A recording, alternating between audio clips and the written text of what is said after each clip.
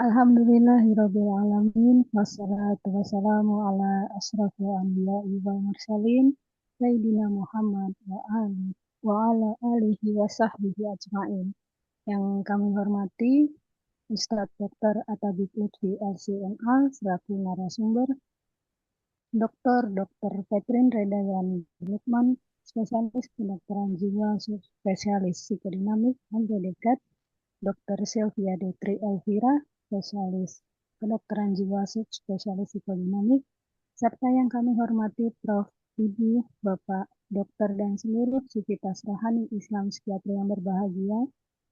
Perkenalkan, saya dengan Dr. Zahra, insya Allah akan bertugas sebagai moderator pada kegiatan Neuroscience mengaji hari ini. Terima kasih atas kehadiran dan partisipasi Ibu, Bapak, Dokter sejawat semua. Acara kita hari ini bertema hijrah diri, bisakah manusia benar-benar berubah?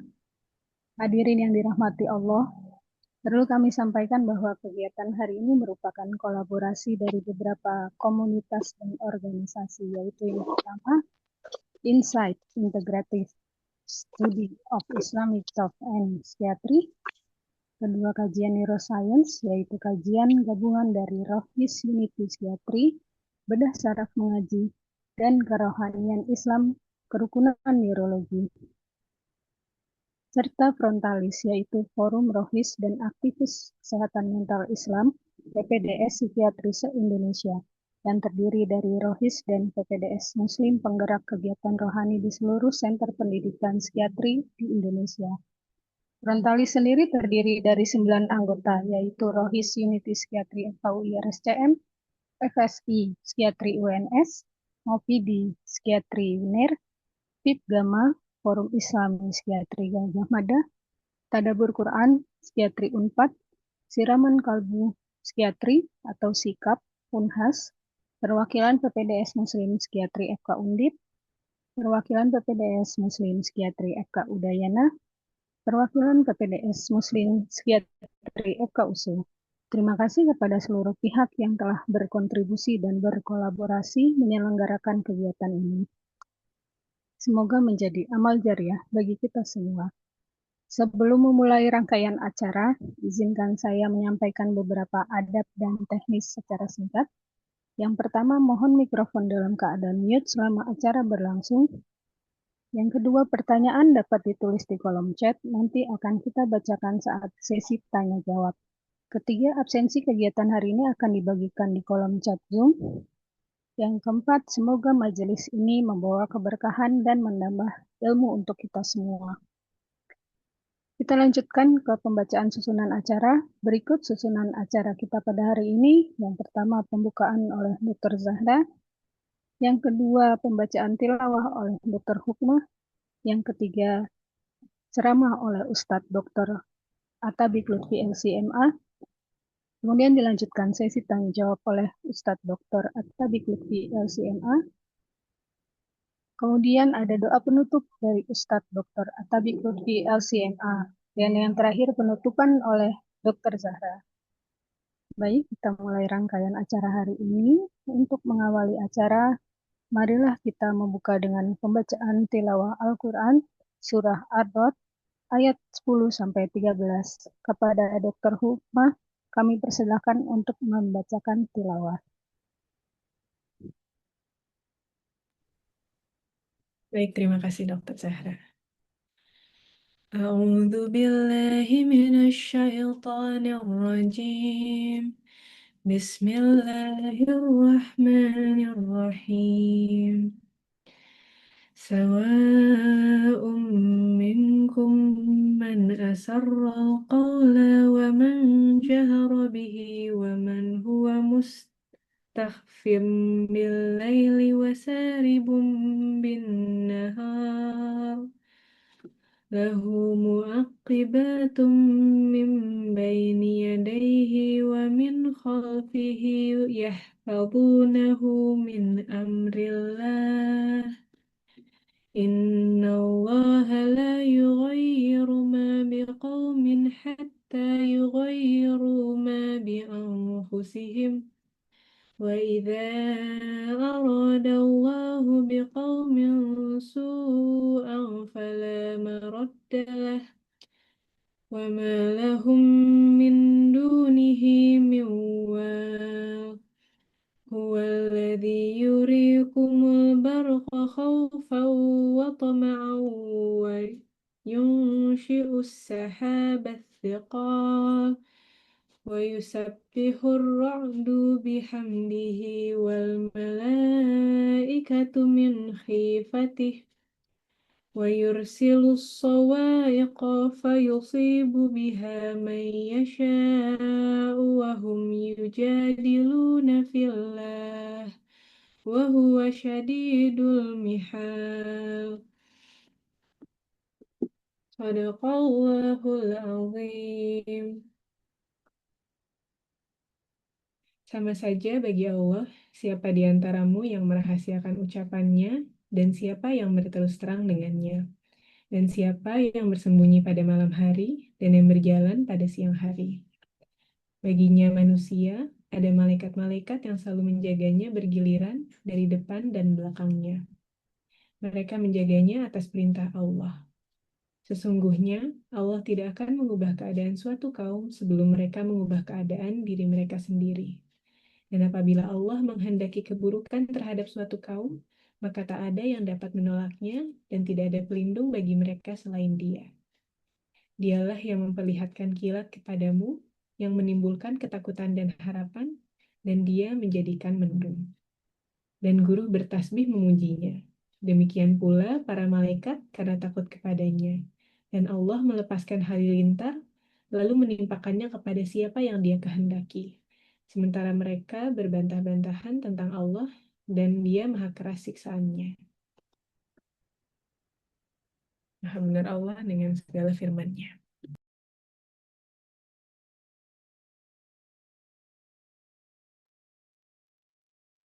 Ya, Masya Allah, Tabarakallah. Terima kasih kepada Dr. Hukmah atas tilawahnya. Semoga bacaan Al-Quran ini menjadi pembuka keberkahan dan menambah ketenangan bagi kita semua.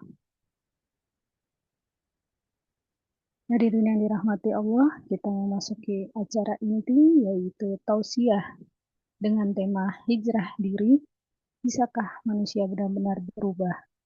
Bulan Rabiul Awal ini adalah momen yang tepat untuk merenungkan kembali hakikat hijrah diri melalui semangat kepemimpinan dan keteladanan Nabi Muhammad SAW. Kita diingatkan bahwa perubahan sejati selalu bermulai dari niat yang tulus dan ikhtiar yang konsisten. Tanpa berpanjang kata, kepada Ustadz kami persilahkan untuk menyampaikan ceramah. Tafadhol Ustadz.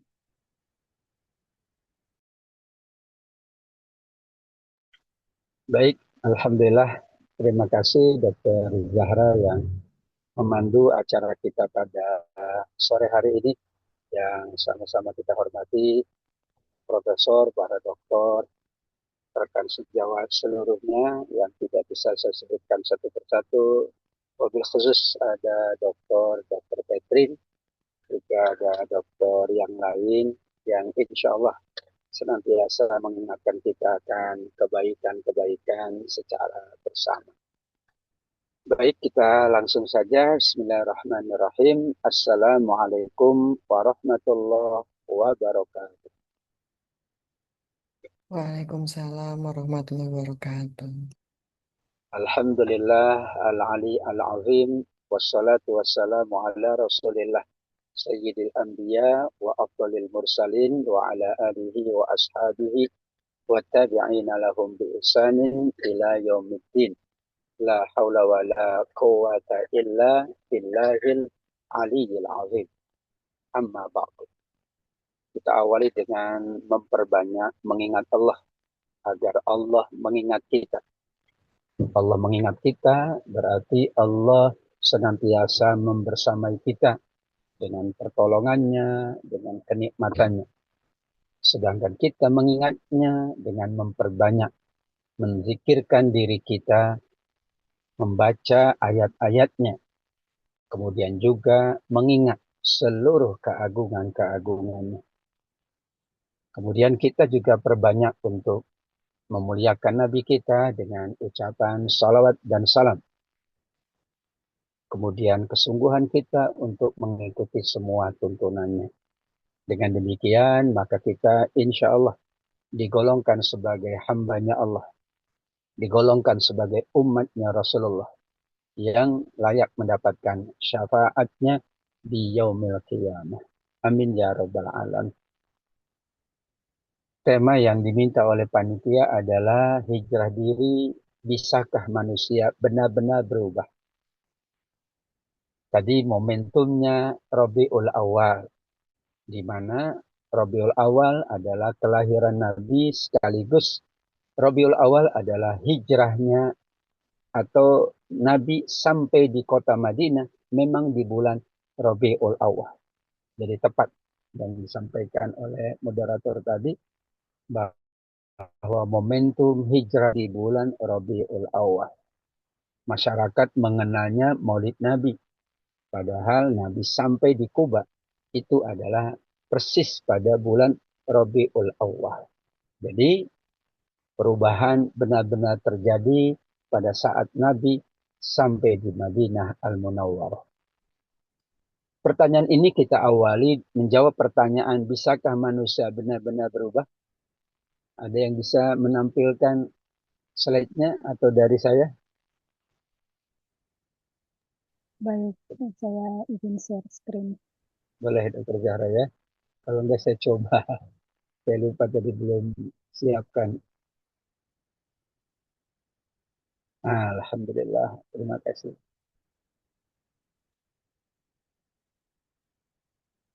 Ya. Yang pertama bahwa manusia itu sudah Allah sempurnakan segalanya. Jadi kalau kita bahas arsitektur kesempurnaan manusia, di slide yang kedua, maka hanya manusia yang Allah berikan berbagai hal yang menjadikannya sempurna. Kita biasanya membaca surat At-Tin ayat yang keempat, laqad khalaqnal insan fi ahsani taqwim. Dan seringkali difahami bahwa ahsan taqwim itu hanya sebaik-baik bentuk. Padahal kalau sekedar sebaik-baik bentuk dengan teknologi AI sekarang, manusia bisa mencipta seolah-olah yang lebih baik dari kita. Bahkan di iklan, di tayangan-tayangan itu, dia lebih sempurna fisiknya, gitu ya, penampilannya. Melebihi dari manusia yang nyata lah kira-kira begitu.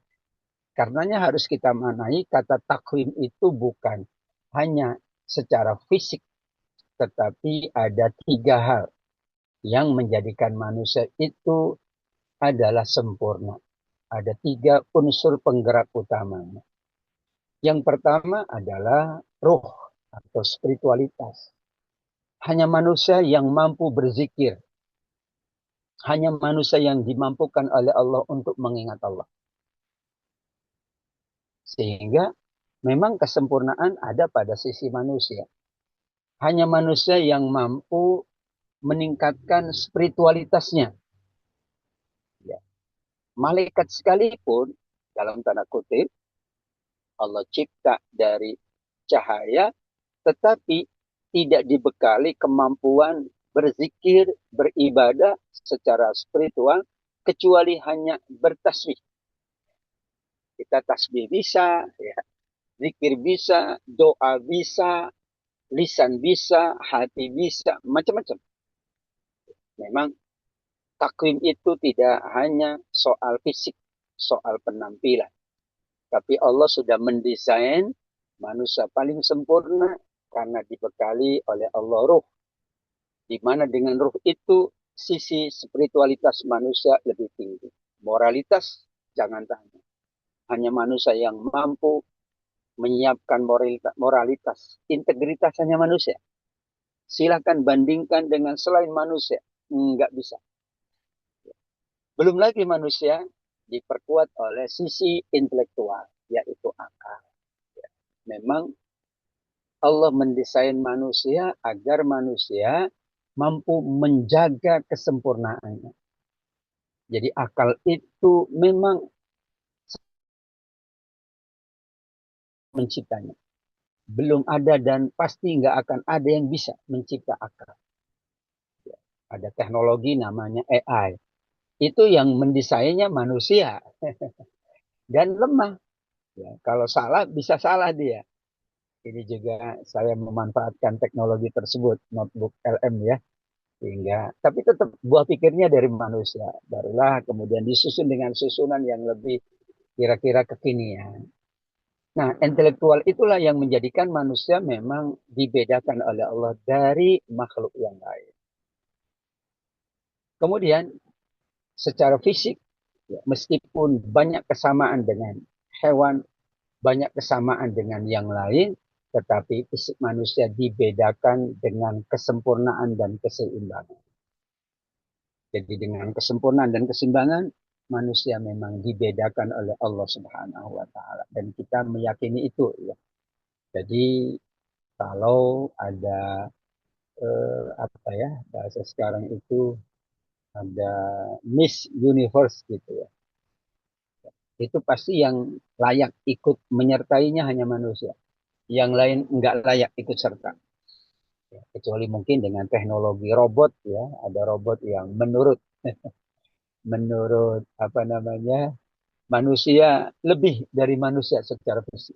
Tapi kan akal tidak dibekali oleh Allah. Hanya Allah yang dapat membekali akal. Hanya Allah yang dapat menyiapkan roh. Dan hanya Allah yang menyiapkan jasad yang lebih sempurna.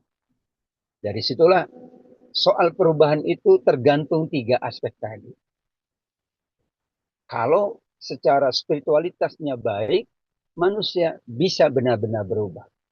Kalau secara akal dimanfaatkan dengan baik, manusia benar-benar bisa berubah. Namun kalau ya tidak mendaya gunakan akalnya, tidak memanfaatkan spiritualitasnya, apalagi ya fisik itu tidak dijaga dengan baik, mana mungkin terjadi perubahan pada sisi manusia. Itulah gambaran dari spiritual atau arsitek kesempurnaan. Lantas kita bahas tadi ayat yang dibaca Ar-Ra'd ayat yang 11, yaitu hukum universal berupa perubahan yang disebut dengan sunnatullah. Sunnatullahnya itu sunnatullah perubahan, karena ayatnya kan Allah tidak akan mengubah. Ada sudah Allah isyaratkan ada perubahan. Allah tidak akan mengubah nasib satu kaum kecuali mereka berusaha, bersungguh-sungguh, berdoa, memaksimalkan potensi akalnya, spiritualnya untuk mengubah yang ada pada diri mereka. Ya. Karenanya di slide yang kedua, ini hukum universal. Siapapun yang ingin ada perubahan, maka membaca ayat ini. Karena sudah disebut oleh Al-Quran, innallaha la yughayyiru. Ghayyara itu artinya perubahan. Dan itu sunnatullah. Sunnatullah itu hukum yang baku. Yang tidak bisa berubah. Jadi Allah tetapkan kalau ingin berubah, kita yang berubah. Ya. Kalau tidak mau berubah, maka ya, manusia berarti posisinya amat sangat rendah. Dan kita tidak mau demikian. Jadi ada 2 perubahan. Kalau kita rujuk ayat Al-Quran. Surat Ar-Ra'd ayat 11 itu perubahannya adalah perubahan yang sifatnya umum. Ya, sifatnya umum. Bisa perubahan fisik, bisa perubahan non-fisik. Tapi ada perubahan di surat Al-Anfal ayat 53. Dzalika bi annallaha lam yughayyira ni'matan an'ama 'ala qaumin. Allah tidak akan mengubah nikmat pada satu kaum. Apakah nikmat itu tetap menjadi nikmat atau berubah menjadi musibah? Kecuali manusia yang melakukan itu. Bahasanya innallaha lam yughayyiru nikmat. Kita alhamdulillah diberikan kenikmatan yang sangat luar biasa.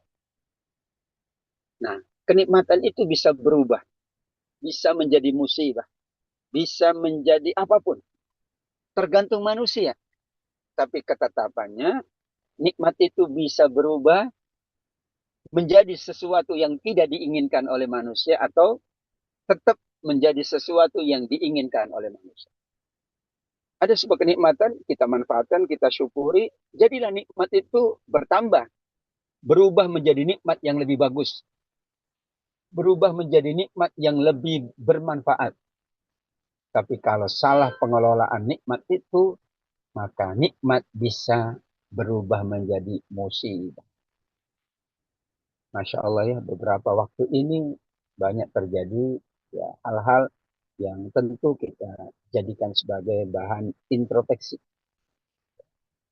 Kita berharap bahwa bukan kita yang mengubah kenikmatan menjadi musibah, tapi alam yang memang menjadi sunnatullah. Ya, bahwa alam itu ada usianya, ada masa berlakunya. Ya, bahwa gunung ada masa berlakunya, bahwa laut ada masa berlakunya, bahwa segala yang Allah cipta qaddarahu biqadar, ada limitnya. Mudah-mudahan karena itu perubahan alam yang terjadi itu bukan berdasarkan hukum kenikmatan di Al-Anfal 53. Jadi bukan karena manusia mengubahnya menjadi musibah, tidak. Kalau manusia mengubahnya menjadi musibah, sebagaimana firman Allah ya telah nampak di surat Ar-Rum 41, telah nampak kerusakan di daratan dan di lautan karena perbuatan tangan-tangan manusia. Jadi tetap perubahan ilahiyah itu selalu menunggu inisiatif manusia. Secara umum Ar-Ra'd 11 bahwa perubahan itu ya, memang pasti. Karena Allah tidak mungkin mengubah kecuali manusia yang melakukan perubahan itu. Jadi tidak mungkin kehidupan ini tanpa perubahan. Manusianya sendiri atau keadaan yang ada di sekitarnya. Yaitu kita kuatkan dengan surat Al-Anfal 53 bahwa bisa jadi perubahan dari nikmat menjadi musibah itu karena manusia yang menginisiasinya. Masya Allah ya. Maka kenapa kita beribadah? Karena itu cara menjaga nikmat menjadi nikmat, bahkan bertambah nikmat. Kenapa kita menolong sesama kita? Itu cara kita untuk menjaga nikmat tetap menjadi nikmat atau malah menjadi nikmat yang lebih besar. Karena kalau tidak, nikmat bisa berubah menjadi malapetaka, bisa menjadi musibah. Laut itu nikmat karena kita mendapatkan kemanfaatan. Tapi suatu saat nikmat tersebut kalau manusianya salah, maka akan terjadi musibah. Mudah-mudahan bukan karena salah pengelolaan nikmat, tapi hukum universalnya, memang sunatullahnya. Ya, bahwa bulan ini terjadi kekeringan yang panjang, begitu ya. Kalau itu sunatullah, maka insya Allah kita aman. Jadi kalau surat Ar-Ra'd ayat 11 saja, kita aman. Yang dikhawatirkan, na'udzubillah, yang terjadi itu karena hukum dikaitkan dengan nikmat dari Allah. Bapak Ibu yang dimuliakan Allah, slide yang ketiga adalah 3 wilayah otoritas manusia terkait dengan perubahan. Jadi setelah Allah anugerahkan kepada manusia 3 komponen dasar. Ada jasad yang seimbang, yang luar biasa, ada akal yang tidak ada taranya, ada hati spiritual yang itu menjadi unsur pembeda manusia. Maka dengan ketiganya, manusia diberikan otoritas oleh Allah. Dan itu khusus untuk manusia. Dengan otoritas itu, banyak perubahan-perubahan yang bisa dilakukan. Yang pertama adalah rencana atau niat. Tidak mungkin manusia berubah kalau tidak merencanakan perubahan. Kalau niatnya tidak mau berubah. Jadi memang ada hadis di mana segala sesuatu sudah Allah tetapkan di Lauh Mahfuz. Tapi Allah itu maha bijaksana. Hadis itu tidak boleh dipahami hanya satu hadis. Kita harus kontekstualisasikan dengan hadis yang lain. Dengan ayat yang lain. Bahwa ada hadis yang menyuruh kita beramal. Ada hadis tentang niat, tentang rencana. Ada hadis tentang doa. Berarti kalau masih ada salah satu yang belum dijalankan, kita tidak boleh menyalahkan hadisnya. Semuanya sudah ditentukan oleh Allah. rencana tidak ada, usaha tidak ada, apalagi doa. Maka inilah wilayah kita yang selalu kita jaga dan kita tingkatkan. Bahwa rencana itu adalah keniscayaan untuk melakukan perubahan diri. Saya rencanakan tahun depan demikian. Silakan. Saya merencanakan beribadah haji. Saya merencanakan untuk banyak kebaikan yang bisa kita lakukan. Sehingga ayat dan hadis banyak membahas tentang rencana, yaitu niat. Misalnya yang kita bahas adalah surat Al-Anfal 60. Wa'idu lahum mastata'tum min quwwah. Persiapkanlah oleh kalian dari yang kalian sanggupi. Dan kesanggupan kita amat sangat dahsyat. Dan itu tidak akan mampu dijalankan oleh selain manusia. Kemudian yang kedua adalah usaha atau ikhtiar. Jadi kita memiliki 3 wilayah, R, U, dan D terakhir. Usaha, rencana sudah, bahkan niat itu, baru niat aja sudah dihitung pahala yang sempurna. Satu kebaikan yang sempurna dalam hadis Bukhari Muslim. Jadi baru niat besok mau bersedekah. Ternyata ada kebutuhan primer yang mendesak.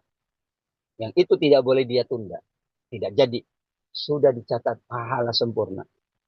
Kalau dia lakukan, dia dapat 10 kali lipat minimal, 700 kali lipat pertengahan, dan berlipat-lipat ganda, maksimalnya tidak ada yang tahu, hanya Allah. Dahsyat. Itu baru rencana loh. Berarti perubahannya ada. Dia merencanakan kebaikan, berarti merencanakan perubahan diri yang lebih baik. Kemudian dia aktualisasikan, dia usahakan, dia ikhtiari. Karena tidak mungkin manusia tanpa amal. Dalam satu buku itu dikatakan, al-insan makhlukun amali. Manusia itu makhluk beramal. Jadi dari awal Allah ciptakan manusia untuk beramal, berusaha. Jadi kalau tidak berusaha namanya malas gitu ya. Dan kita berdoa, Allahumma inni a'udzubika minal ajzi wal kasal. Dari lemah, malas, putus asa. Karena esensi manusia itu adalah makhlukun amali. Makhluk beramal dan hanya manusia yang mampu beramal. Yang lain nggak bisa.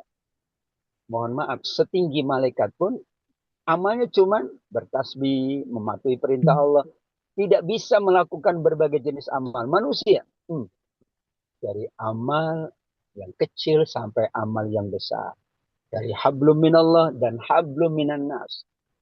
Dari amal untuk diri sendiri, keluarga, sahabat, institusi, masyarakat, bangsa, bahkan umat. Luar biasa manusia itu. Nah yang terakhir tentu bagaimanapun manusia membutuhkan koneksi dengan Allah. Maka doa itulah spiritual support kita. Kita tidak mungkin mampu melakukan perubahan tanpa Allah yang menetapkan perubahan itu. Karenanya sahabat Ali bin Abi Thalib mengatakan, jika kita sudah merencanakan, sudah niat, sudah mengikhtiari, usahakan, kemudian sudah berdoa, belum mendapatkan hasil sesuai dengan yang diinginkan, maka kita ulangi dari awal lagi. R lagi, U lagi, D lagi. Enggak berhasil, R lagi, U, D, U lagi, D lagi. Enggak pernah berakhir. Maka setelah ini ada matriks yang dibuat, yaitu matriks hasil. Kita punya 3 wilayah. Ada wilayah terakhir itu mutlak milik Allah. Maka setelah rencana, ada ikhtiar dan doa. Disitulah hasil adalah hak prerogatif Allah. Sepenuhnya di tangan Allah. Maaf, kita merencanakan A, kemudian kita betul-betul menjalankan sesuai rencana dan berdoa. Apakah berhasil? Belum tentu. Kenapa? Karena wilayah hasil bukan di tangan kita. Wilayah hasil itu di tangan Allah Subhanahu wa Ta'ala. Jadi sebenarnya sudah sangat memadai kita memiliki 3 hal atau 3 wilayah. Itu yakin dengan 3 bisa berubah, bisa mendapatkan hasil. Iya. Karena Allah tetapkan demikian. Sunnatullah secara universalnya begitu. Baru nanti dilihat apakah ada kufur nikmat, apakah ada sesuatu yang bertentangan dengan nikmat, barulah nanti Allah jadikan hasil itu sesuai dengan manusia. Nah, kalau kita bahas matrik nikmatnya, matrik hasil, bahwa realitas hasil itu memang ada dua. Kadang sesuai dengan ekspektasi kita, kadang tidak sesuai. Saya tidak tahu yang lebih banyak hasil itu sesuai ekspektasi atau tidak. Ya, saya tidak tahu karena itu Allah yang Maha tahu.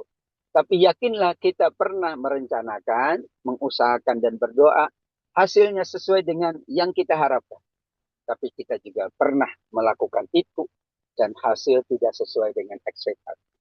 Nah, kalau hasil itu sesuai, maka itu disebut dalam bahasa agama balasan yang disegerakan. Ajalalahul matubah. Disegerakan. Bukan balasan sesungguhnya. Itu yang disegerakan oleh Allah. Tapi kalau tidak sesuai dengan ekspektasi, itu berarti ujian ketahanan. Ujian kesabaran. Karena kalau berhasil terus, khawatir kita tidak lagi menyerahkan hasil kepada Allah. Oh, kita bisa kok.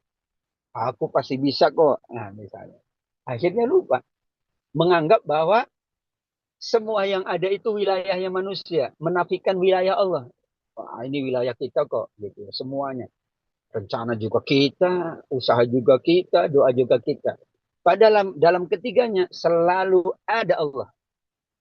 Dalam rencana pasti ada Allah. Dalam usaha pasti. Dalam doa. Iya. Karena kita panjatkan kepada Allah. Jadi mindset spiritualnya kalau sesuai dengan ekspektasi, maka kita perkuat rasa syukur. Tetap saja kita rencana lagi, usaha lagi, doa lagi. Berhasil, rencana lagi, usaha lagi, doa lagi. Bahkan dalam hadis Bukhari Muslim tadi, baru rencana aja sudah dihitung kebaikan yang sempurna. Jadi mindset spiritualnya syukur. Kalau tidak sesuai dengan ekspektasi, maka itu adalah sebagai ujian ketahanan kita. Disitulah kita hadirkan tawakal dan ridho. Jadi pada titik ketidaksesuaian, inilah dimensi tawakal. Tawakal itu bukan ketika sesuai. Kalau sesuai, ya kita bersyukur. Kita rencanakan hasilnya sesuai. Nah, tidak ada kata lain, kita tingkatkan nikmat itu dengan syukur. Karena kalau tidak, masuk syukur, nanti surat Al-Anfal 53 berlaku. Nikmat menjadi musibah. Nikmat menjadi kesengsaraan. Tapi kalau mindsetnya adalah syukur, nggak akan berubah terus. Kecuali nanti Allah berkehendak lain lagi ya. Itu wilayahnya bukan wilayah kita. Barulah saat tidak sesuai, tawakal dan ridho. Tawakal itu ngulang juga dari awal. Rencana lagi, usaha lagi, doa lagi. Tidak berhasil, rencana lagi, usaha lagi, doa lagi. Karena tidak pernah kita berakhir menjalankan tiga. Rencana, usaha, dan doa. Tiga akan pergi. Kita bersyukur Allah tidak menilai hasil. Maaf. Allah tidak memberikan pahala atas hasil. Tapi yang Allah kasih pahala, niatnya, usahanya, dan doa. Jadi hasil tidak ada pahala. Karena kalau pahala itu atas hasil, ada beberapa nabi yang tidak mendapatkan sesuatu sesuai usahanya, rencananya. Kalau kita bahas Nabi Nuh, berdakwah berapa lama? 950 tahun. Berarti kan berusaha selama 950 tahun. Berdoa selama 950 tahun. Rencananya sudah lebih dari 950 tahun. Tapi hasilnya yang ikut cuma 40 sampai 100 orang. Masih kalah sama almarhum Zainuddin MZ, dai sejuta umat. Beliau usianya hanya sekitar 65, tapi sejuta umat. Nabi Nuh 950 tahun, istrinya durhaka, anaknya durhaka. Allah tidak menilai hasil, tapi pahala beliau melebihi dari kita. 950 tahun. Kita aja sangat bersyukur dikasih umur panjang kan, berarti usaha kita, berarti doa kita, berarti rencana kita sudah dikasih pahala. Tidak ada kata menyerah kalau ingin berubah, kalau hasil itu tidak sesuai dengan ekspektasi, ulangi lagi. Rencana lagi, usaha lagi, doa lagi. Kalau sesuai, berarti syukur harus kita tingkatkan lagi. Nikmatnya dijaga tadi. Kan hasil itu nikmat ya. Lulus ujian itu hasil. Nikmat itu dijaga. Dan tingkatkan lagi. Nikmat mendapatkan keuntungan dunia itu nikmat. Dijaga dengan syukur. Supaya Allah jaga dan berkah. Disitulah titik ketidaksesuaian selalu terjadi. Dan itu bukan domain manusia. Mau kita maunya ya sesuai terus. Tapi kan ada di atasnya adalah Allah Subhanahu. Dari situlah di slide berikutnya para ulama merumuskan dua jenis takdir. Ada yang mu'allaq, yang sangat kondisional, tergantung kita, Ar-Ra'd ayat 11. Tapi ada yang mubram, tidak mungkin berubah. Alhamdulillah, wilayah yang kondisional lebih banyak dari wilayah mubram. Karena wilayah mubram itu dibatasi tentang waktu kelahiran, ya, jenis bayi yang lahir, laki-laki perempuan, kemudian kematian. Para ulama membatasi pada 3. Itu nggak bisa. Mungkin para dokter yang ahli di bidang kandungan pun hanya memperkirakan ini lahirnya perempuan sepertinya berdasarkan USG misalnya. Tapi hasilnya belum tentu. Pernah ya, udah beli udah baju calon bayi perempuan, ternyata yang lahir bayi laki-laki. Karena itu adalah wilayah absolut. Meninggal pun sama. Udah maaf, dengan berbagai jenis usaha, kematian tidak ada, Allah tangguhkan atau Allah awalkan.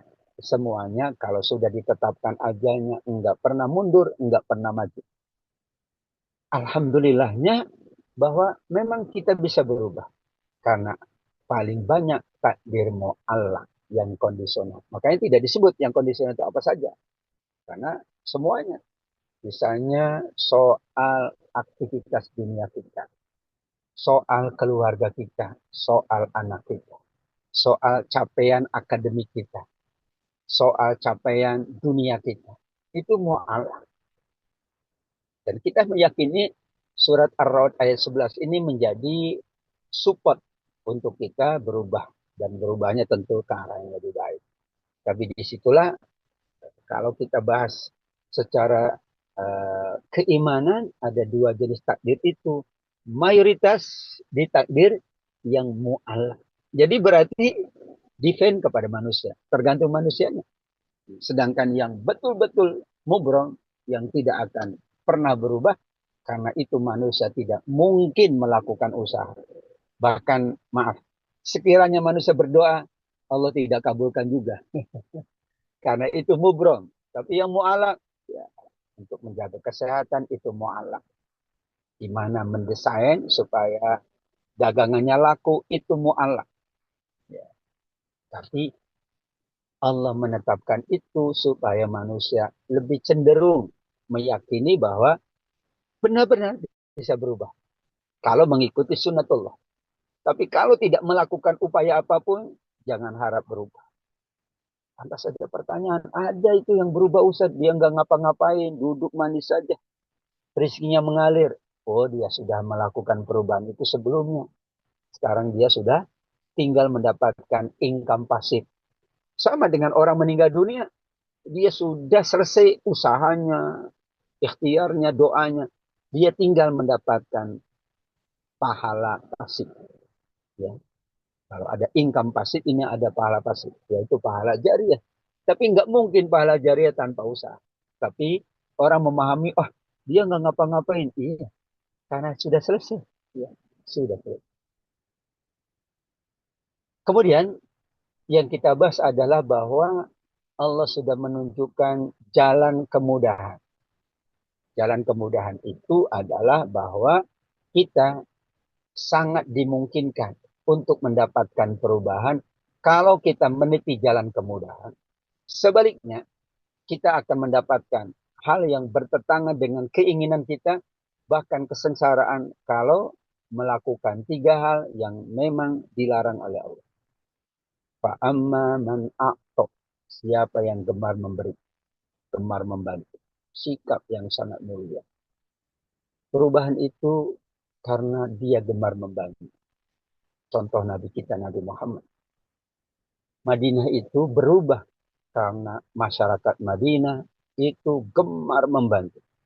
Bayangkan peristiwa hijrah. Karena bulan Rabiul Awal memang Nabi sampai di Kuba. Para sahabat sebagian sudah sampai di Madinah di bulan Rabiul Awal. Memang niat hijrahnya dari bulan Muharram. Muharram, Safar, Rabiul Awal. Tapi kan perjalanannya panjang. Rabiul Awal barulah dikatakan sampai di Madinah Al-Munawwarah. Bisa dibayangkan. Masyarakat Madinah itu berubah menjadi masyarakat yang kita sebut masyarakat Madani karena gemar membantu. Orang berhijrah tidak boleh bawa apa-apa. Bahkan mereka hanya boleh bawa baju yang menempel di tubuhnya. Seluruh harus dihilangkan. Padahal di situ banyak saudagar, banyak pedagang. Utsman bin Affan pedagang Mekah.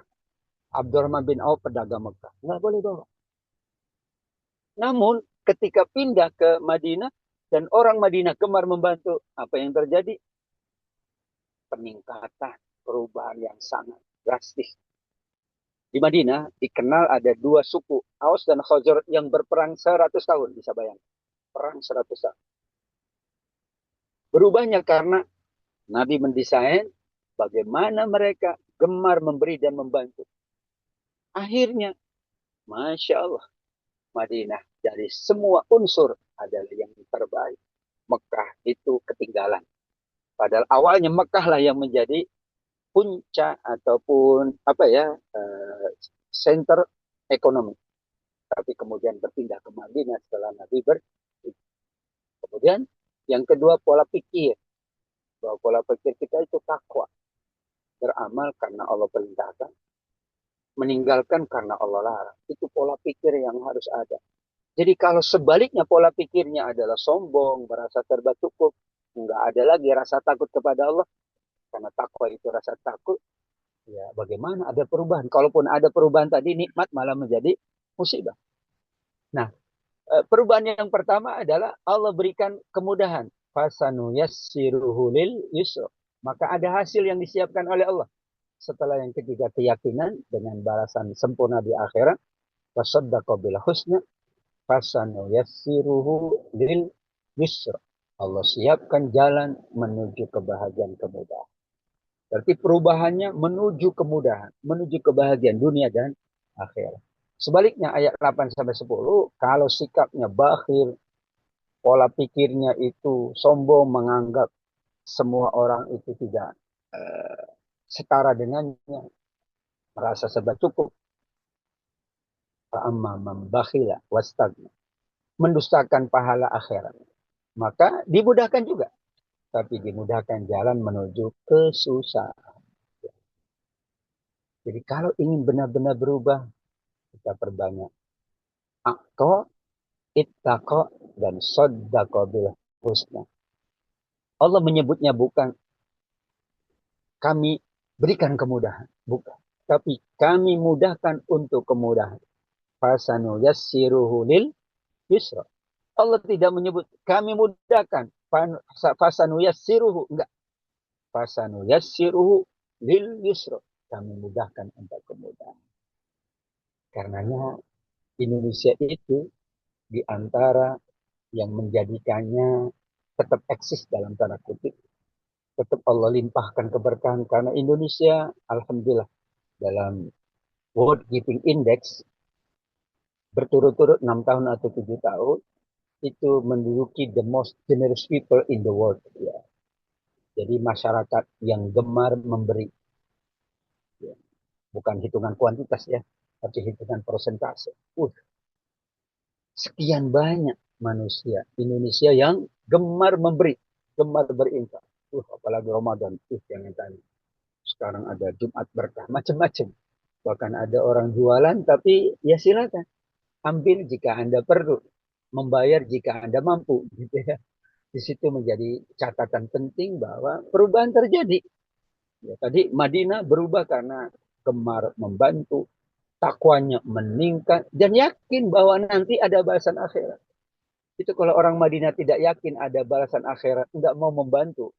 Enak saja orang datang dari, dan maaf, orang Mekah Madinah nggak ada hubungan kerabat, jauh ada hubungannya. Kalau orang Mekah dengan Mekah iya. Jadi orang Madinah pun nggak kenal orang Mekah. Sehingga bagaimana mereka hadir dengan bantuan yang luar biasa. Ya, ada yang mau rumah dikasih, makanan disiapkan. Pokoknya full service saat itu. Wajarlah kalau Madinah menjadi tujuan saat itu oleh masyarakat dimanapun. Ya, bahkan nanti turun surat Al-Jumu'ah gitu ya.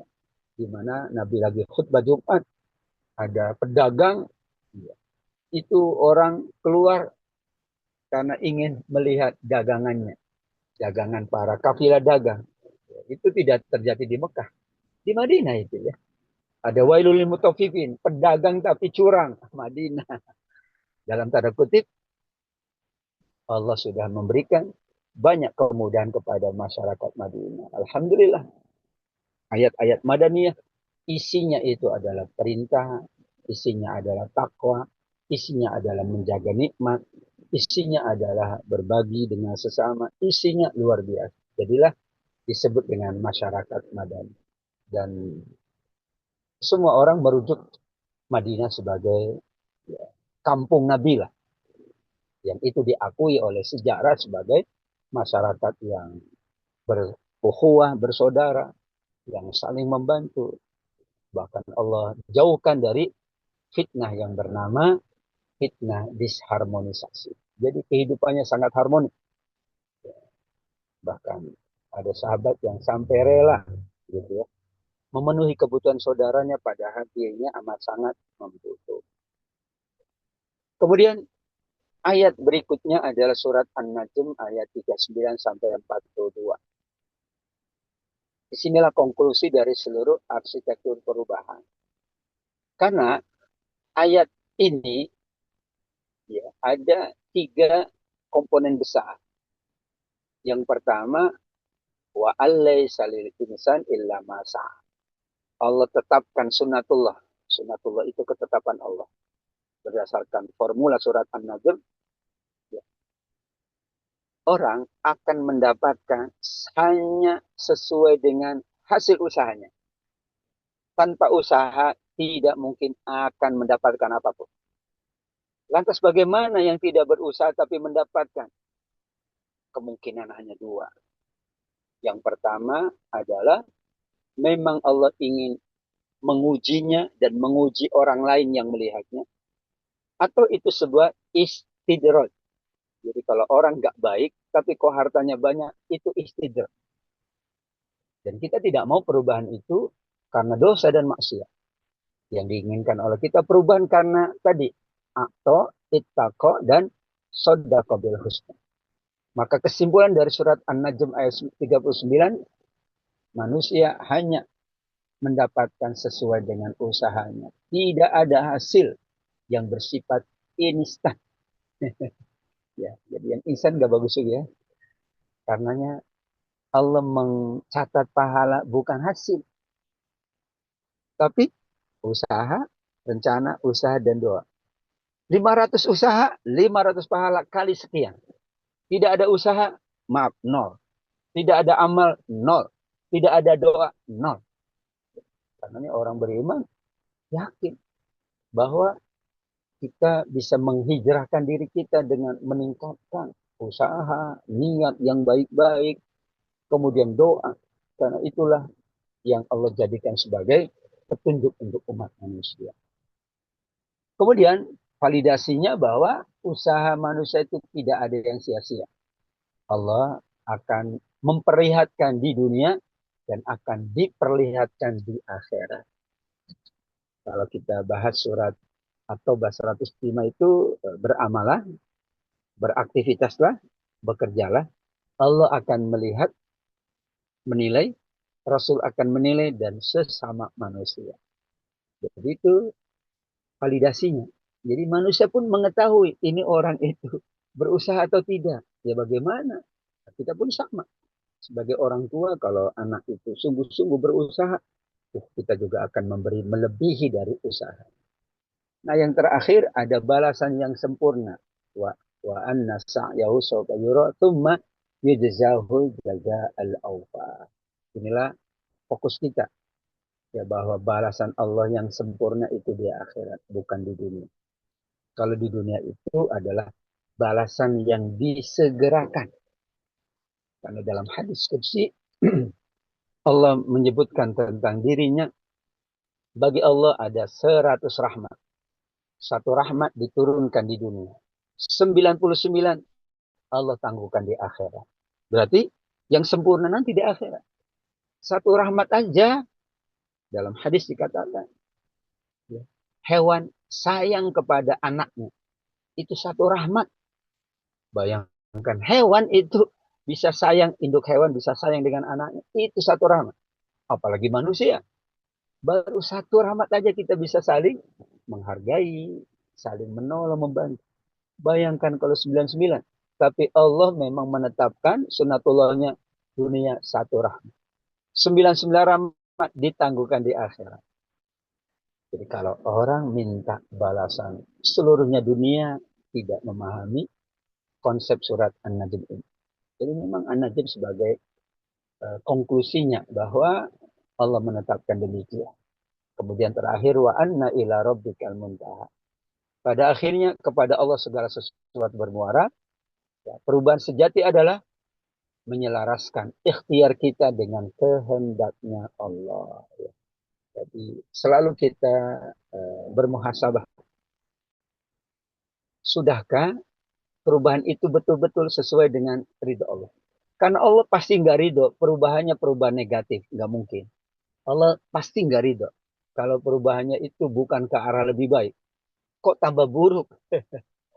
Ya, berarti bukan perubahan yang diinginkan. Saat ada perubahan, maka kita lihat kalau perubahan itu selaras dengan kehendak Allah, ridha Allah, maka itulah esensi dari perubahan tersebut. Jadi dari dua surat tadi, Al-Lail, itulah solusinya. Allah tetapkan ada dua jalan. Jalan yang kita inginkan agar perubahan itu terjadi dan perubahan itu menuju lebih baik. Kemudian bagaimana memaknai kembali surat An-Najm ayat 39 sampai 42 bahwa memang manusia dicipta oleh Allah makhluk amali, makhluk beramal. Hanya manusia yang dimampukan, ya, dengan akalnya yang mampu berpikir, memilah, dengan tuntunan wahyu lagi, ada nabi, ada kitab, ada ajaran. Ya. Kalau manusia masih salah langkah, itu sebenarnya manusia yang nggak bersyukur. Ya, manusia paling lengkap, apa aja ada, apa yang kurang gitu ya. Nabinya sekian banyak nabi sudah diutus. Ceritanya sudah banyak cerita masa dahulu. Pada masa akhirat sudah diceritakan yang demikian akan demikian, yang begini akan begini. Itulah hakikat dari manusia. Allah cipta sebagai makhluk yang paling sempurna. Kesempurnaan itu dilihat dari tiga unsur. Ya, secara akliyah, secara spiritualitas, dan secara jasad. Atas dasar itu Allah berlakukan hukum universal dalam perubahan yang bersifat sunnatullah. Siapapun, bukan hanya karena keimanan, siapapun yang melakukan perubahan pada dirinya, Allah akan berikan perubahan itu. Namun yang kita inginkan bahwa perubahan itu dari satu nikmat menjadi nikmat yang lebih bagus, dari satu berkah menuju berkah lebih tinggi. Bukan malah dari nikmat menjadi musibah. Karena itu juga terjadi berdasarkan surat Al-Anfal 53. Kemudian kita meyakini bahwa sesungguhnya tiga itu sudah cukup untuk kita melakukan perubahan pada diri kita. Untuk hijrah diri kita. Ada rencana, niat, ada usaha, dan ada doa. Sedangkan hasil bukan wilayah kita.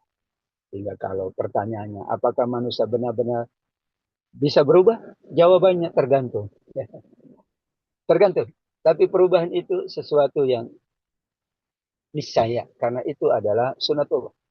Jadi nggak mungkin tidak berubah. Hanya Tentu perubahan itu bagaimana ke arah menjadi lebih baik.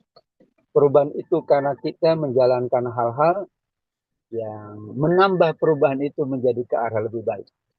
Maka akto, jamal memberi, membantu, ya dengan berbagai hal. Kalau tidak tafsir itu bisa membantu dengan tenaga, bisa membantu dengan ilmu, membantu dengan harta, membantu dengan kemampuan yang ada. Lantas kita yakin bahwa kesempatan untuk berubah itu sangat besar. Karena wilayah takdir yang mu'alaq, yang kondisional itu lebih banyak dari takdir yang bersifat mubrom, yang absolut, yang tidak mungkin berubah. Solusinya adalah surat Al-Lail ayat 5-7, dan kita hindari Al-Lail ayat 8-10. Kemudian solusinya adalah kita kembali terus berusaha dengan surat An-Najm ayat 39-42. Bahkan kalau kita renungkan, ya, ayat 39 surat An-Najm itu wa allaisa lil insani illa ma sa'a. Sa'a itu bukan sekedar amilah, bukan sekedar usaha biasa, tapi sa'a itu usaha yang sungguh-sungguh, yaitu dari kata sa'a, sa'i. Makanya orang sa'i itu lari-lari kecil, bukan malas dia, berjalan itu bukan sa'i. Karena ada jemaah itu umroh misalnya ya, sa'inya pelan gitu, santai. Ini sa'i itu aslinya adalah Bunda Hajar, ya, lari ke Bukit Sofa mencari yang menolong. Tidak ada yang mendengar, lari ke Bukit Marwah dan naik itu. Enggak mungkin dia pelan-pelan. Dan itu seorang ibu, dia lakukan sa'i. Sa'i itu usahanya sungguh-sungguh. Maka disebut sa'i itu lari-lari kecil. Maka manusia yang betul-betul lari kecil, bukan diam, bukan berjalan santai, tapi sungguh-sungguh. Disitulah sesungguhnya manusia adalah makhluk yang diistimewakan oleh Allah. Sayang kalau kita tidak manfaatkan keistimewaan itu. Allah Subhanahu wa taala alhamdulillah yang menenangkan kita. Allah membalas atas niat, rencana, atas usaha dan doa. Hasil apapun Allah dalam tanda kutip tutup mata. Allah tetap sesuai ketetapannya yang umum sesuai dengan hasil. Tapi kadang Allah ingin menguji tidak sesuai dengan rencana, usaha, dan doa. Karena di balik itu ada sisi yang bernama kesabaran, tawakal, dan ridho atas semua yang ditetapkan oleh Allah Subhanahu wa taala. Dengan demikian maka insya Allah dalam forum kali ini ya, kita kembali menguatkan semangat kita, yaitu semangat keyakinan bahwa manusia bisa berubah tergantung bagaimana dia melakukan berbagai peluang-peluang perubahan yang memang Allah sendiri yang sudah menganugerahkannya. Demikian juga perubahan itu ke arah yang lebih positif agar nikmat menjadi nikmat, bahkan menjadi nikmat yang berkali lipat, bukan malah menjadi musibah, menjadi bencana, atau menjadi hal-hal yang tidak diinginkan. Disitulah konsep yang sangat agung dari Al-Quran, surat Ar-Ra'd ayat yang ke-11 menjadi inti dari pembahasan kita. Wallahu a'lam bishawab. Demikian Bapak Ibu jamaah sekalian yang dimuliakan oleh Allah, para guru besar, para profesor, para doktor, yang bisa saya bahas dalam kesempatan yang baik ini, insya Allah bisa kita perluas dengan diskusi, tanya jawab, atau saya yakin mungkin para guru besar, para dokter bisa menyampaikan ya, masukan-masukan tentang tema yang sangat baik ini. Mudah-mudahan bermanfaat untuk kita semuanya. Sekali lagi terima kasih seluruh panitia yang menyiapkan program yang sangat baik ini untuk kita kembali menambah hazanah, keilmuan, keimanan, dan ketakwaan kita khusus lain. Saya kembalikan ke Dr. Zahra. Wabillahi taufiq wal hidayah, wal inayah. Wassalamualaikum warahmatullahi wabarakatuh. Waalaikumsalam warahmatullahi wabarakatuh. Masya Allah, jazakumullah khairan. Syukran kasiran Ustadz atas tausiahnya. Baik hadirin yang dirahmati Allah, kita sudah mendengar tausiah dari Ustadz yang mungkin kalau sedikit izin saya rangkum, yaitu manusia bisa benar-benar berubah dengan jawabannya tergantung pada konsistensi menjalankan 3 wilayah, yaitu rencana, usaha, dan doa. Itu juga selaras dengan ada salah satu saya kutip hadis dari Rasulullah, yaitu usaha tanpa doa adalah kesombongan dan doa tanpa usaha adalah suatu kemalasan. Dan menyelaraskan perubahan dengan kehendak Allah. Perubahan sejati bukan sekedar transformasi fisik, melainkan perubahan yang menuju dan mencari ridha Allah Subhanahu wa Ta'ala dan membawa nikmat yang semakin bertambah. Selanjutnya kita masuk ke sesi tanya jawab. Kami mempersilahkan kepada hadirin jika ada yang ingin bertanya bisa raise hand atau tulis di kolom chat.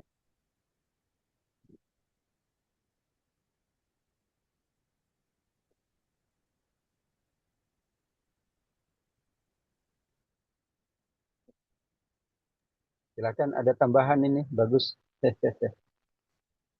Mungkin jika belum ada yang bertanya, Ustadz, saya sendiri ingin bertanya nih, Ustadz. Sebetulnya kita semua mungkin sudah mengetahui tentang takdir ya, sebagaimana juga ada iman kepada qada dan qadar ya, Ustadz.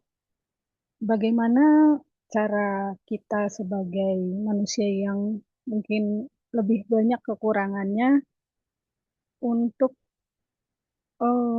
berikhtiar dalam menunggu doa kita untuk dijawab gitu. Mungkin gitu Ustaz pertanyaannya. Terima kasih. Baik, terima kasih Dr. Zahra ya. Doa itu yang terbaik adalah tidak berhenti. Karena doa itu adalah akumulasi dari ibadah yang tertinggi. Dan bersandar kepada Allah dan memohon pertolongan. Bahkan di dalam hadis Allah suka kalau kita mengulang-ulang doa. Sehingga tidak ada sebenarnya kamus doa saya tidak dikabul. Karena kalau dia mengatakan doa saya tidak terkabul, berkemungkinan dia menganggap ya, doa itu harus dipenuhi oleh Allah. Pada doa itu esensinya adalah ibadah. Dalam hadis dikatakan apabila manusia berdoa, maka Allah akan kabulkan tetapi melalui 3 pilihan. Tadi hasil Allah yang memilikinya. Yang pertama Allah kabulkan dalam waktu yang segera di dunia. Ayyu ajilallah. Jadi kabulkannya segera. Ada yang kedua, Allah tangguhkan di hari akhirat. Jadi bukan tidak dikabulkan, tapi Allah tangguhkan. Kan hasil doa itu. Hasil dari doanya Allah tangguhkan di akhirat menjadi pundi-pundi pahala. Atau ketiga kata Nabi, ayyasrifa anhu su'. Allah ganti dengan menghindarkan keburukan. Dia minta rizki misalnya. Malah Allah hindarkan dari bermaksiat. Itu lebih utama daripada mendapatkan rizki tersebut. Disitulah tadi konsep hasil memang hanya di tangan Allah. Justru kata para ulama, iman kepada takdir itu adalah bukan hanya iman kepada takdir yang sudah ada di Lauh Mahfuz, sekaligus iman kepada hasil akhir dari yang kita usahakan. Karena hasil akhirnya tidak akan meleset dari takdir. Contoh, misalnya, takdir usianya sekian, nggak akan meleset. Loh, kenapa kita berusaha? Kenapa kita berdoa? Karena yang kita butuhkan adalah hasil akhirat. Di dalam doa ada pahala, di dalam usaha ada pahala. Kalau kita nggak doa, nggak usaha, ya nggak dapat apa-apa. Mending kalau dunianya dapat. Dunia nggak dapat, akhirat pun nggak dapat. Siku caping. Tapi dengan doa, usaha, dan rencana, melimpah pahala. Karena memang doa itu bukan tidak dikabulkan. Tapi Allah menghendaki. Allah maha berkehendak. Hasilnya tidak selalu disegerakan oleh Allah. hasilnya Allah tangguhkan menjadi pundi-pundi pahala, atau hasilnya bukan sesuatu yang kita inginkan, tapi malah dihindarkan dari keburukan atas keinginan kita. Nanti kita masuk surat Al-Baqarah 216 ya. Boleh jadi kalian menyukai sesuatu padahal itu buruk. Boleh juga kalian membenci sesuatu padahal itu baik. Ini soal hasil. Karenanya yang paling berat bagi para nabi dulu adalah hasilnya enggak bisa mereka pastikan. Memang nabi pasti. Pokoknya kita nanti begini. Enggak. Nabi tidak pernah memastikan. Saat Nabi Sulaiman memastikan, Allah tegur. Ya, dalam surat Sot itu Nabi Sulaiman pokoknya ya karena beliau seorang raja memiliki berbagai hal, ternyata Allah uji. Kamu tidak mengatakan insya Allah, maka aku balikkan segala sesuatu. Luar biasa. Ya, disitulah keimanan tetap dijaga, usaha tetap ditingkatkan, ikhtiar, doa, rencana tetap dimaksimalkan. Namun ya, takdir yang di atas itu kita tidak tahu, maka hasil dari yang di atas pun kita tidak tahu. Domain kita hanya 3, rencana, usaha, dan doa. Tapi kita yakin dengan An-Najm 39 sampai 42, tidak mungkin hasil itu bertentangan dengan usaha. Karena itu kehendaknya Allah. Jika tidak, berarti ada ujian ketahanan dan kesabaran. Demikian. Wallahu a'lam. Baik, syukran kasiran Ustadz atas jawabannya. Ini ada pertanyaan di kolom chat, saya izin bacakan dari Dr. Petrin. Pak Ustadz, bagaimana berproses agar mampu tawakal dan ridho terhadap ketetapan Allah, sebab realitas yang tidak sesuai dengan ekspektasi.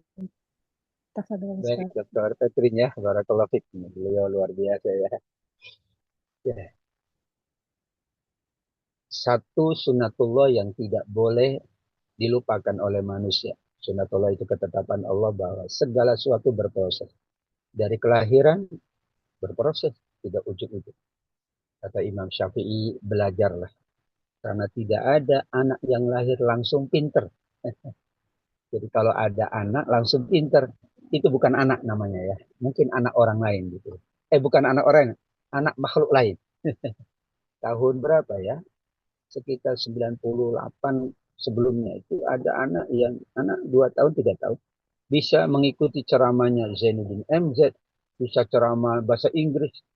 Ternyata tidak bertahan lama karena didiagnosa di dalamnya itu ada makhluk yang bersarang. Setelah diruqyah hilang, ya kemampuannya hilang, ya hilang. Namanya juga bukan kemanusiaan, namanya kejinan gitu. Nah, kita yakin bahwa proses itu ada sunatullah. Bagaimana membangun proses tawakal dan ridho. Tawakal itu meyakini bahwa Allah maha segala-galanya. Sedangkan ridho adalah meyakini bahwa yang dari Allah itu yang terbaik. Ya, tawakal itu dari mewakilkan sesuatu kepada yang maha segala-galanya. Kita nggak mungkin mewakilkan kepada yang nggak punya apa-apa, nggak mampu apa-apa. Sama dengan kita meminta tolong, itu yang kita delegasikan pasti yang memiliki kemampuan. Saya belum bisa hadir, silakan Anda yang hadir itu sudah dihitung, yang hadir itu punya kemampuan. Nggak mungkin asal gitu ya. Itu namanya kurang tawakal. Jadi tawakal itu adalah menyerahkan kepada yang maha segala-galanya. Sedangkan ridho adalah orang memahami hasilnya selalu tidak pernah ada su'ud. Nah, proses yang pertama adalah bahwa manusia sejatinya tidak selalu mendapatkan sesuai dengan ekspektasi. Itu yang harus kita pahami dulu. Bahwa ini realitas. Ini berlaku bagi nabi, sahabat, apalagi kita. Kalau tidak ada konsep tawakal, bahaya juga manusia. Karena menganggap dirinya hebat, akhirnya lupa sama Allah. Ya. Menganggap dirinya istighna, wa kadzdzaba bil husna, berat. Di proses pertama adalah kita sedang dilatih oleh Allah. Tidak semua yang kita usahakan berhasil sesuai ekspektasi. Itu latihan tawakal. Sebagaimana Nabi dilatih tawakal, maka di akhirnya seorangnya sangat tawakal karena sudah melalui proses latihan tadi. Dalam ilmu tasawuf itu kita boleh kok melatih diri kita dengan riyadhah. Tapi yang jelas tidak boleh kita sengaja nggak boleh. Tapi kalau melatih boleh. Misalnya saya hari ini makannya sebenarnya saya mampu makannya dengan daging dan sebagainya. Tapi saya latih diri saya makan dengan garam saja. Bagaimana tawakalnya coba? Pada saya harus beraktivitas dan saya membutuhkan misalnya ini latihan. Kalau dalam ilmu tasawuf dibolehkan riyadhah. Tapi jangan mencelakakan menyakiti diri sendiri. Bisa. Saya mampu naik kendaraan mobil, tapi saya melatih diri tawakal. Saya naik jalan kaki atau naik public transport. Itu juga latihan. Ada jemaah saya luar biasa, dia pengusaha. Anaknya sekolah nggak mau ya pakai supir, nggak boleh, bukan nggak mau, nggak boleh. Kamu harus pakai umum. Dilatih tawakalnya. Maka di tengah perjalanan kan dia belajar. Ya ternyata berat ya naik kendaraan umum berat gitu. Ya, tadinya enak aja, tinggal supir panggil dia jalan. Itu latihan penting. Ridho pun sama, dilatih. Yang kedua selain riyadhah bahwa tawakal itu tidak bisa hadir kecuali dengan kebersamaan. Jadi dalam ilmu akhlak sifat sabar, tawakal, syukur, ridho itu nggak bisa hanya dari satu orang, minimal 2 orang, lebih banyak lagi lebih bagus. Jadi suami itu tawakal kalau istrinya tawakal, istri tawakal karena suaminya tawakal, orang tua tawakal karena anaknya tawakal. Nggak bisa kita menuntut anak tawakal kalau kita nggak tawakal. Kalau istri nggak tawakal, suami berat tawakal. Maka konsep ini adalah konsep kebersamaan. Maka sikap tawakal kan Nabi tawakal, sahabat tawakal, udah aman. Tapi kalau maaf, Nabinya tawakal, sahabatnya enggak, wah itu berat. Ya suami ridho, istri enggak ridho, berat juga.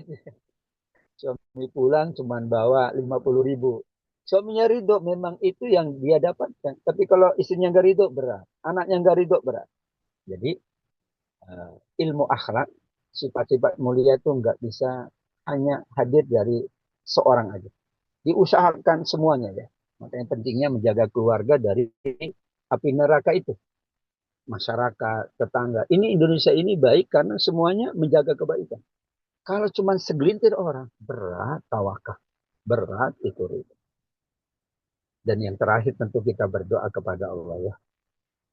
Bahwa ini Allah, aku sedang dalam proses tawakal. Rabbana alaika tawakkalna wa ilaika anabna wa ilaika masir. Itu doanya Nabi Ibrahim di surat Al-Mumtahanah ayat yang keempat.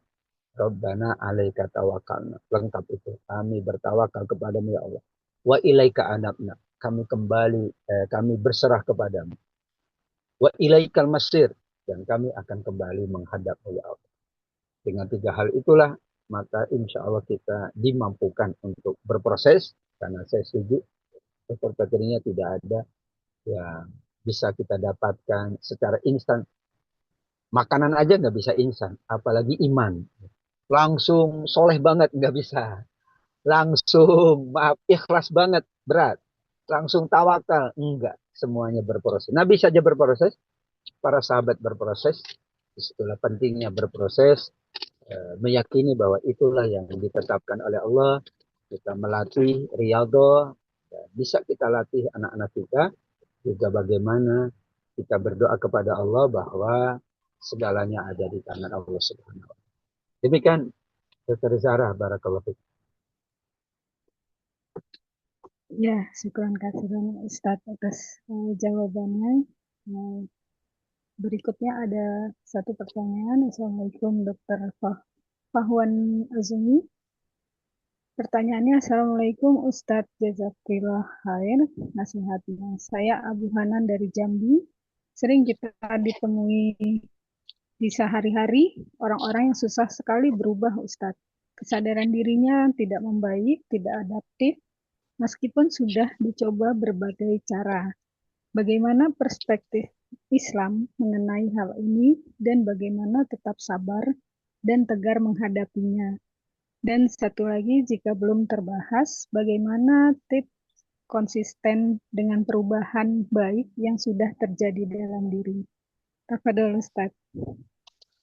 Baik, Dr. Abu Hanan ya dari Jambi ini ya, dari Muaro Jambi ya, Muaro Bungo. Baik, ya, Alhamdulillah kalau kita sering menemui berarti kita belajar. Kalau kita jarang menemui, kita tidak belajar. Jadi para ulama itu senang bergaul karena mereka belajar. Kita bertemu anak kecil, belajar dari mereka. Kita bertemu para senior, kita belajar. Kita bertemu orang yang susah berubah, kita belajar. Ternyata berubah itu gak mudah gitu ya. Tapi kita juga bertemu dengan orang yang mudah belajar, maka kita juga belajar dari. Saat kita menemui ya orang-orang yang susah berubah, sadar dirinya tidak baik, tidak adaptif, ya pada sudah berbagai cara. Sebetulnya ada satu hal yang lupa dia ingat, bahwa perubahan yang inti itu adalah saat dia menjalankan amal terbaik. Karena itu perubahan inti. Jadi lupa ada satu hal. Misalnya amal terbaik itu sholat malam, itu inti. Usaha yang lain itu adalah pelengkap. Tapi usaha tertinggi adalah ibadah. Enggak ada yang ngalahin. Jadi dia sudah melakukan berbagai cara, tapi ibadahnya maaf, belum konsisten, belum rutin. Sholat berjamaah aja malas. Ya gimana mau berubah? Kita menganggap dia bisa berubah. Oh tidak. Karena ibadah, kenapa Allah wajibkan? Wa ma khalaqtul jinna wal insa illa liya'budun. Karena itu adalah titik perubahan. Jadi kalau orang abai, itu kita katakan sulit dia berubah. Maka yang dibangun oleh Nabi pertama adalah masjid. Kenapa? Itu sentral perubahan. Enggak dibangun yang lain. Coba kalau yang dibangun mall. Kayaknya enggak berubah ya. Tetap saja konsumtif. Jadi bangun itu. Terus dipersaudarakan. Ini yang kaya dengan yang miskin. Kan dipersaudarakannya begitu. Itu kan penguatan sisi spiritualitas. Nah, jika kemudian dia sudah melakukan berbagai aspek tentunya ya. Tadi ada sisi rohani yang kadang dilupakan. Maka bagaimana tetap sabar dan tegar. Dalam hadis dikatakan, lihatlah orang yang di bawahmu dalam konteks dunia. Dan lihatlah orang yang di atasmu dalam konteks ibadah atau amal. Jadi kalau saat kita diberikan oleh Allah ujian soal dunia, kita lihat yang lebih di bawah. Di bawah kita lebih banyak lagi mereka yang diuji melebihi dari kita. Kita masih bisa makan, masih nikmati. Tapi kalau kita diuji soal akhirat, kita memandang mereka yang lebih tinggi akhiratnya. Kok dia biasa aja, tapi bisa gitu. Dia sama-sama sibuk, tapi kok bisa? Masa aku sibuk kok nggak bisa gitu kira-kira ya. Wah, dia tanggungannya setia. Wih, tugasnya juga banyak. Kok bisa? Makanya Nabi sering menjadikan Nabi Daud itu sebagai contoh. Nabi Daud itu raja. Raja itu, udah nggak usah kerja pasti dipenuhi ya. Tapi kata Nabi apa? Sebaik-baik sholat, sholat Nabi Daud. Sebaik-baik puasa, puasa Nabi Daud. Itu sabar, tegar. Bahkan beliau bekerja dan pekerjaannya apa? Membuat baju besi, tailor. Bukan jahit kalau sekarang. Ya. Dan yang dijahit besi loh. Gimana menyusun polanya. Karena Allah berikan kemampuan, tangannya itu kuat. Bisa melembutkan besi. Jadi disitulah ketegaran itu kita lihat mereka yang di bawah kita dalam konteks dunia, mereka yang di atas kita dalam konteks akhirat. Karena ternyata mereka bisa bersabar, bisa tegar. Abu Thalib itu sangat baik dijadikan contoh ketegaran loh. Betapa beliau itu ya betul-betul tulus berkorban untuk keponakannya Nabi Muhammad. Meskipun pada akhirnya kita tidak bahas itu ya. Tapi kesabarannya kan luar biasa. Kalau tidak, berapa kali kan Abu Thalib itu maaf gitu ya didatangi oleh teman-temannya. Ngapain pakai bela keponakanmu? Dia itu merusak.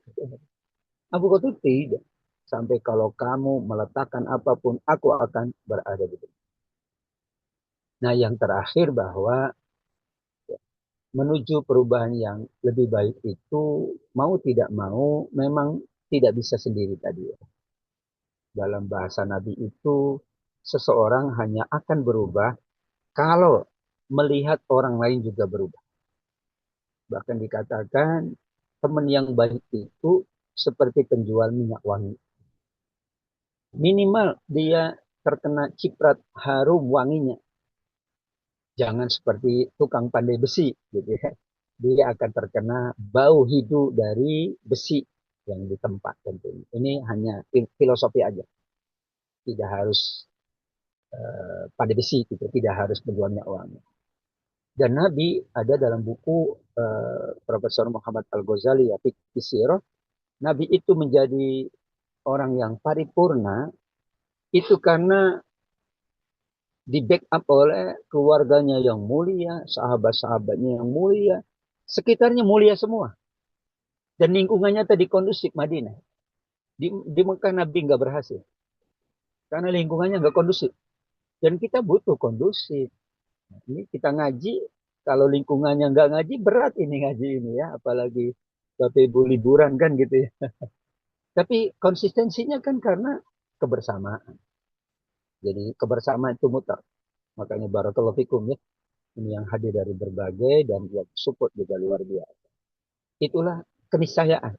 Jadi Nabi itu menjadi manusia yang paripurna karena backupnya. Belum lagi Allah yang backup kan.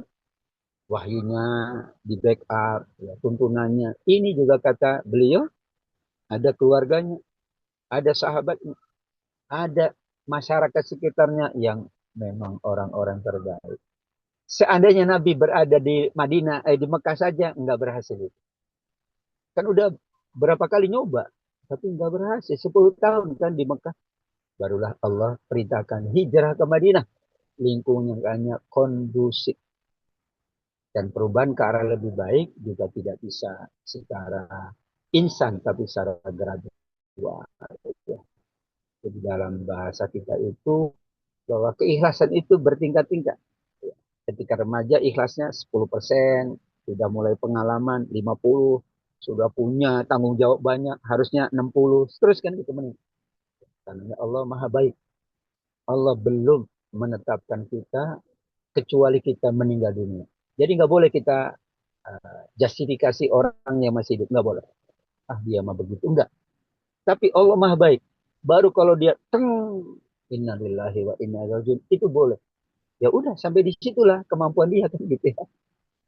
Karena bisa jadi orang sudah sampai ke neraka atau antara neraka kata Nabi tinggal sejengkal. Tapi malah dia menjadi penghuni surga. Disitulah konsistensinya bahwa perubahan itu secara gradual, karenanya lebih baik kata Nabi, amal terbaik itu yang sedikit tetapi kontinu daripada yang banyak tapi tidak kontinu. Demikian catatan saya untuk Dr. Abu Hanan. Barakallahu fiik.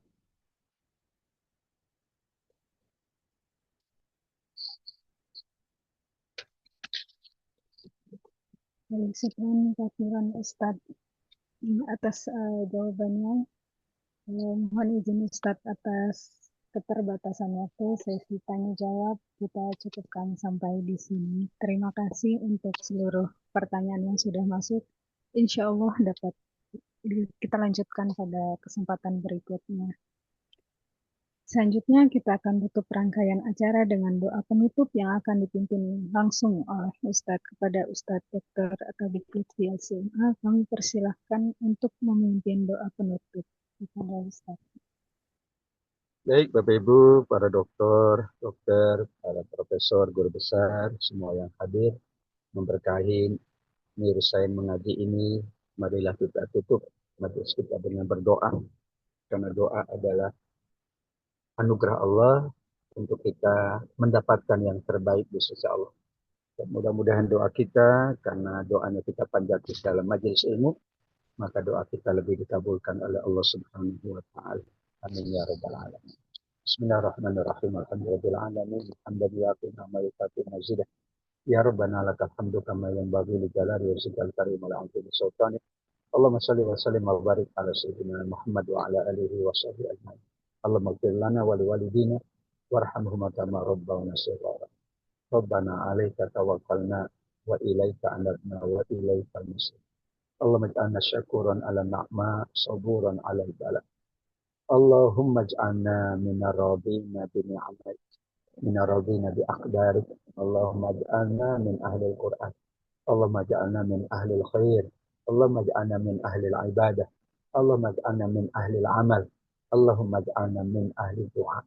Rabbana hab lana min azwajina wa dzurriyyatina qurrata a'yun waj'alna lil muttaqina imama. Allahumma inna nas'aluka ilman nafi'ah wa rizqan halalan thayyiban mubarak wa amalan sholihan mutaqabbala wa du'aan mustajaba. Allahumma adfa'anna ghala wal fahsya wal mihana wal fitan wal baba wal munkar. Allahumma hati Indonesia waj'alha aminatan mutmainnah yasuduhal amnu wassalam birahmatika ya arhamar rahimin. Allahumma rzuqna husnal khatimah. Allahumma ja'alna min ibadikal mukhlisin, min ibadikal muttaqin, min ibadikal sharifin, min ibadikal munfiqin, min ibadikal mustaghfirin. Rabbana atina fid dunya hasanah wa fil akhirati hasanah wa qina adzabannar. Wa sallallahu ala sayyidina Muhammad wa ala alihi wasallam. Subhana rabbika rabbil izzati amma yasifun. Wassalamun alal mursalin walhamdulillahi rabbil alamin. Alhamdulillahirrahmanirrahim. Terima kasih pada Ustadz Dr. Atta Lutfi LCMA atas ceramah, tanya jawab, dan doa yang dipimpin. Terima kasih juga pada Dr. Petrin Radiana Lukman, spesialis kedokteran jiwa MPDK, Dr. Sylvia Detri Elvira, spesialis kedokteran jiwa subspesialis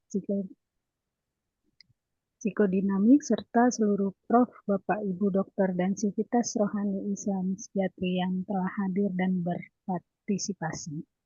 Kami mohon maaf apabila selama acara terdapat kekurangan baik dari sisi penyampaian maupun teknis pelaksanaan. Semoga Allah menerima majelis ini sebagai amal kebaikan, menambah ilmu, menenangkan hati, dan memudahkan kita mempersiapkan diri menuju hal-hal yang lebih baik lagi. Saya selaku moderator mohon maaf jika ada salah kata. Wabillahi taufiq wal hidayah. Wassalamualaikum warahmatullahi wabarakatuh. Waalaikumsalam warahmatullahi Waalaikumsalam warahmatullahi wabarakatuh. wabarakatuh. Baik, terima kasih semuanya. Sama-sama terima kasih Pak Ustadz Atta Lutfi. Terima kasih Baik, sekali. ya Dokter Petrin semuanya. Barakallahu fikum. Saya izin dari Zoom. Iya, mari Pak. Assalamualaikum. Waalaikumsalam warahmatullahi wabarakatuh.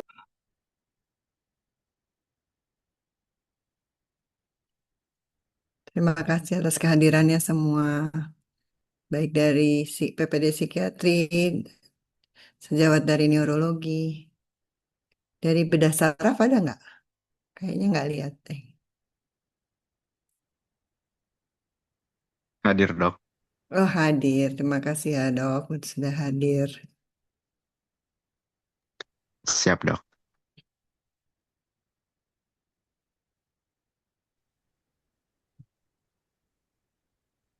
Terima kasih Dokter Petrin. Sama-sama, Dr. Yos. Maaf dokter, saya lagi jaga dokter dari sambilan dokter. Dan maaf tadi sambutannya nggak jadi dokter. Iya, nggak apa-apa. Lagi ada pasien Sudah dokter. diwakili oleh ini kan, oleh Zahra. Iya dokter. Oke, baik. Terima kasih semuanya.